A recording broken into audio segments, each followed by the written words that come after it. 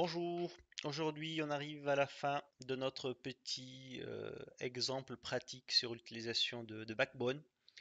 Pour la vidéo d'aujourd'hui, on va apprendre tout simplement comment mettre à jour nos différents champs. Alors, tout d'abord, on va savoir comment on doit procéder. Tout simplement, on va cliquer sur le bouton modifier. Ensuite, on va éditer notre champ. Par exemple, ici, on va faire du point avec à la fin T. Et enfin, on sauvegarde notre formulaire. Alors, donc lorsqu'on va sauvegarder notre formulaire, ce qui va se passer, c'est que les valeurs de ces différents champs, ils vont être envoyés à la base de données. Dans notre cas de figure, ça va être le local storage et on va les mettre à jour, le modèle correspondant. Très bien. Alors, première chose qu'on doit faire, c'est de faire correspondre ces champs-là à des identifiants uniques. Si on regarde ici, la dernière fois, moi j'ai fait du copier-coller et j'ai gardé en fait, voilà, j'avais en fait les mêmes ID que le formulaire principal, ici nom, prénom, département. Donc première chose qu'on doit faire, c'est il faut donner un identifiant unique à nos différents champs. Alors si on va voir ici, donc on a ici ID égale nom. Donc là je dois modifier, je dois mettre nom modal par exemple, et ainsi de suite pour prénom, modal et département modal. L'objectif, encore une fois, c'est de faire la différence entre ce template et le formulaire d'ajout au-dessus, quoi. Vous voyez ici, il y avait le même ID. Très bien. On sauvegarde et on va rafraîchir la page et on va voir qu'est-ce que ça donne maintenant. Inspecter et on a maintenant, voilà, nom modal. Très bien. Là, on a changé l'identificateur. Maintenant, on a les éléments, les valeurs de chaque champ sont uniques. On doit penser maintenant comment chaque entrée ici de notre tableau doit correspondre à un modèle bien défini. Donc actuellement, on ne sait pas si cette entrée-là, lorsqu'on clique sur modifier, on n'a aucune information que cette entrée-là, ce profil-là correspond au modèle X, Y ou Z. Je vous donne un exemple.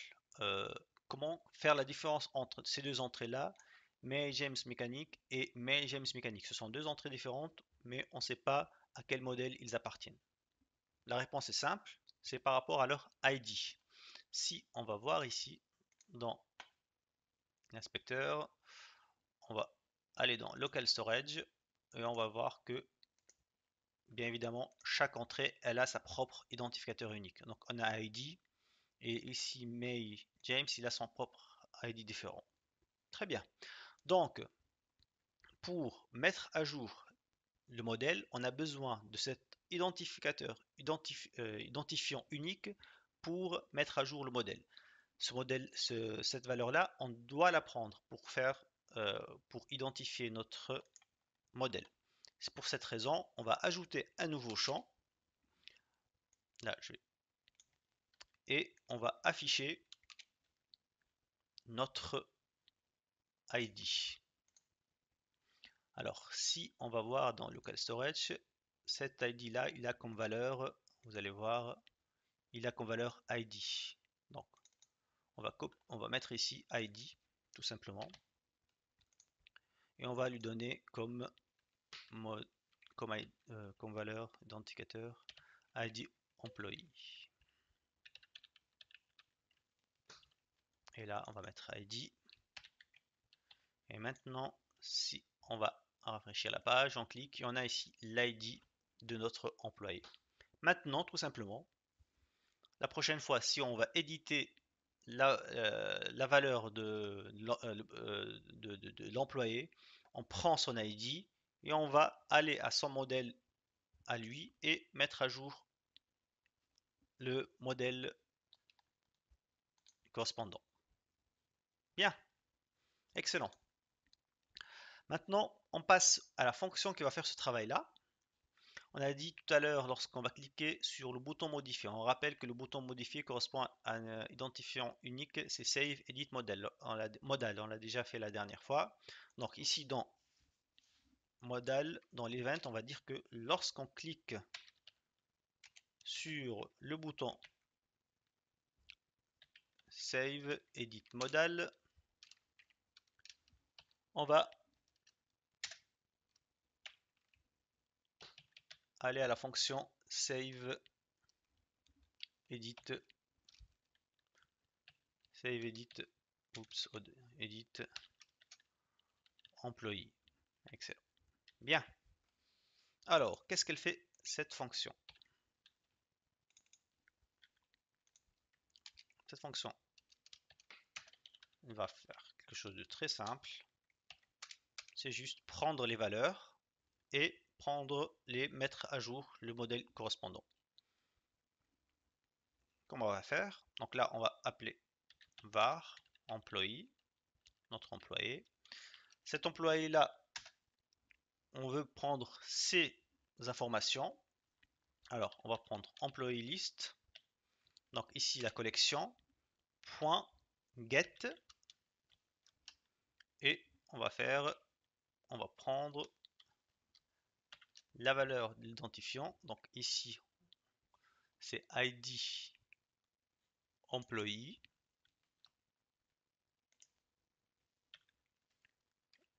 Point val, tout simplement.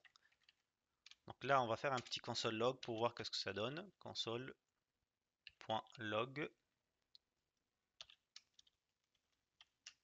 employee.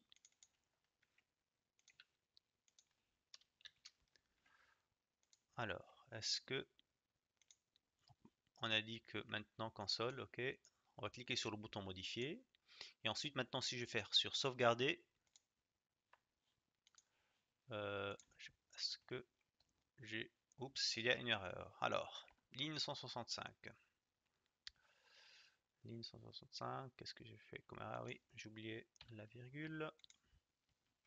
Très bien, modifier. Je vais cliquer sur le bouton sauvegarder et paf, il nous a envoyé le modèle correspondant grâce au get de l'ID de l'employé.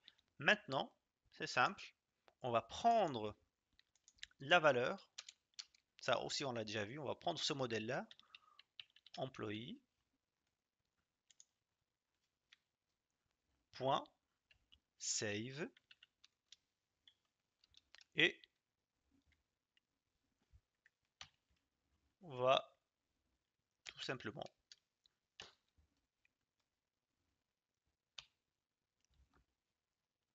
prendre les valeurs de chaque champ.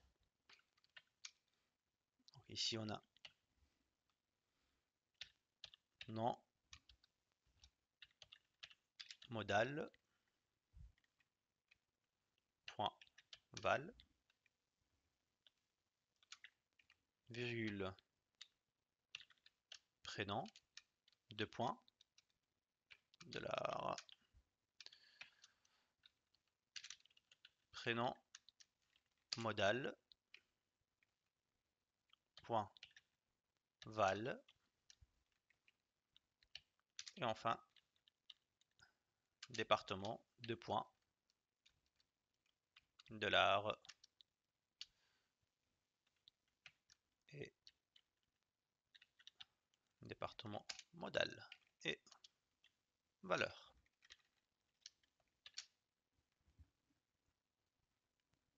Très bien. Là, on a fini.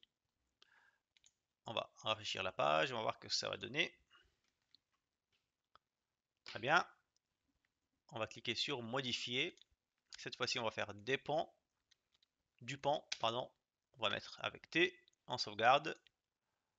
Bon, là, il y a un petit souci, c'est que le modèle n'a pas été enlevé. On va régler ça, mais on va voir lorsqu'on a modifié, est-ce que ça va changer dans la page. Alors, ça n'a pas été changé, il y a une raison. On va voir pourquoi ça n'a pas changé. Est-ce qu'il y a une erreur? Alors, il y a une erreur 170 ici. Qu'est-ce que je fais?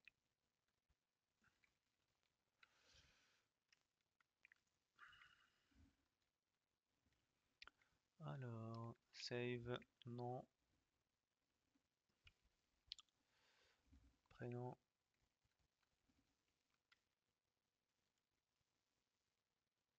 Ah oui, point val.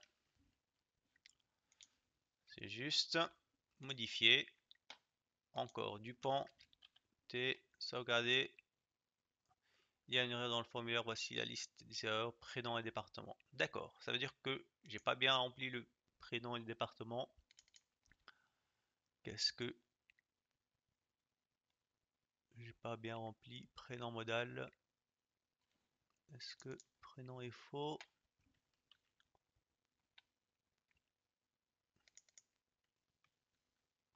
Non, prénom ça a l'air juste. Alors, qu'est-ce qui pose un souci?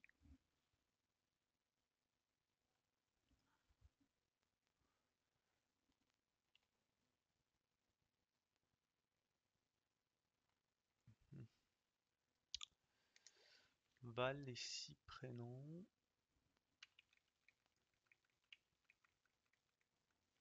Département. Alors, on va refaire. Alors, mettre du ponté, sauvegarder. On a un problème avec les prénoms et les départements.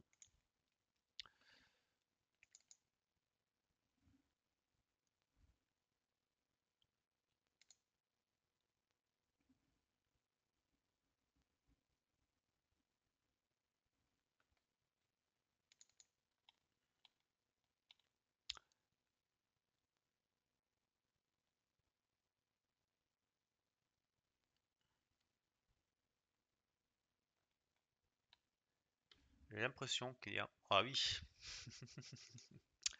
il manque ça. Oh là là. On va arriver. On rafraîchit. Et cette fois-ci, sauvegarder. Très bien. Et on voit ici que... Alors si je mets... On voit que Dupont ici, ça a changé. Excellent. Et il reste une petite chose que j'ai pas modifiée. Donc ici, lorsqu'on clique sur le bouton, là je vais mettre Dupont, sauvegarder encore une fois. Donc la page, le modal ne s'affiche, ne disparaît pas, c'est logique. Ils vont faire on va faire petite chose avec du jQuery. On va dire tout simplement, lorsqu'on clique, lorsqu'on fait un save, il faut faire disparaître ce display modal. Donc là, on va prendre l'ID du display, on va lui dire, trouve-moi ce ID là.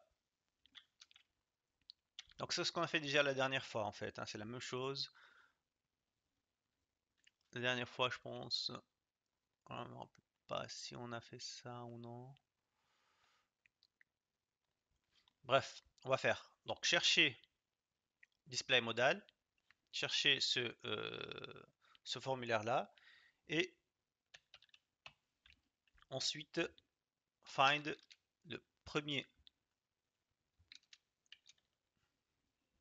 fils, first child, et enlève, point remove. On enlève. Ce qui va se passer, j'explique. Donc il va chercher tout simplement le template, display modal, qui correspond ici euh, à notre ajout principal. Donc là, c'est le display modal. Donc ça, c'est le principal, display modal. Et on va lui dire que le premier fils de display modal, il faut le supprimer. Tout simplement, il va supprimer tout ça, ce qui va se faire qu'on va retourner dans la page principale. Alors, on va faire CTRL S, donc display modal, find first child, le premier fils, puis après on l'enlève. Alors, on va faire encore une fois modifier cette fois-ci. On va faire recherche, on va modifier ça, on va écrire recherche, recherche et développement, et on sauvegarde. D'accord, ça n'a pas changé, mais si on rafraîchit la page, on voit que ça a été changé. Pourquoi ça n'a pas été changé? Tout simplement, on n'a pas dit dans l'affichage principal que lorsqu'on va faire une modification, il faut rafraîchir euh, le tableau. Alors ça, il faut chercher le elle est où l'application principale? Euh,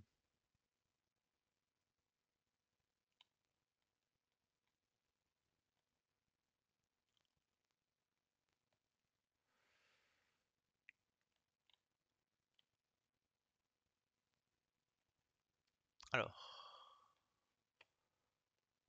alors vous voyez ici, donc c'est la même chose, ça on l'a fait au début en fait de notre travail. Alors, ce qu'on va faire, c'est que on va dire que dans l'application principale,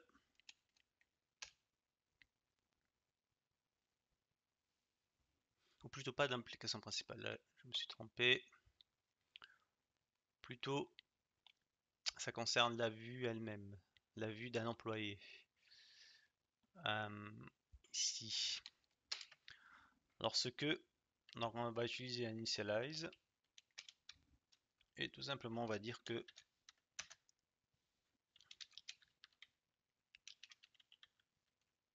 function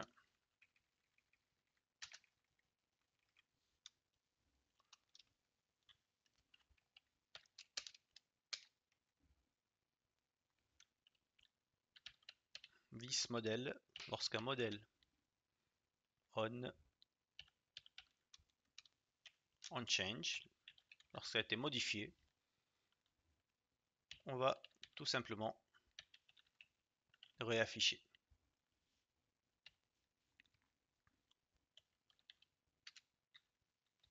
Alors, on va refaire.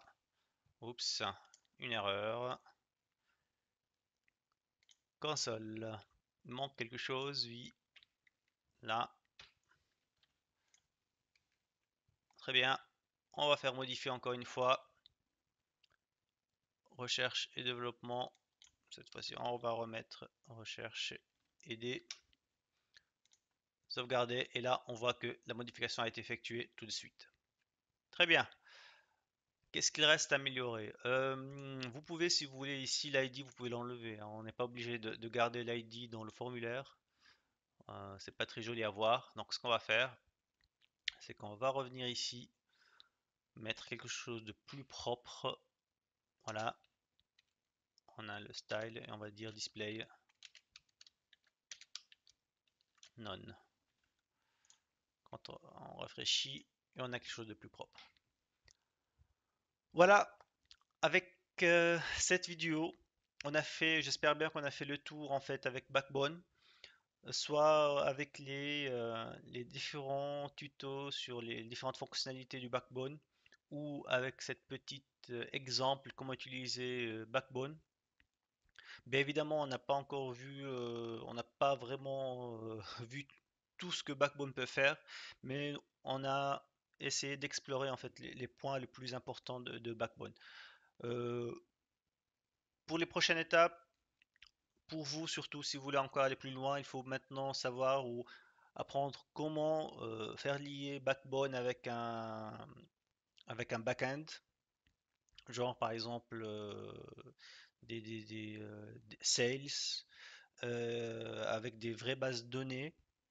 Ceci va vous permettre encore d'aller beaucoup plus loin dans le fonctionnement de Backbone. Mais grosso modo, c'est quasiment la même chose, quoi. Mais ça va vous permettre de travailler un petit peu le côté back-end que le front. Voilà, je vous remercie beaucoup pour votre suivi. Comme d'habitude, si vous avez des questions, n'hésitez pas. Également, n'hésitez pas à laisser un petit like et pourquoi pas s'abonner sur ma chaîne. Merci, au revoir.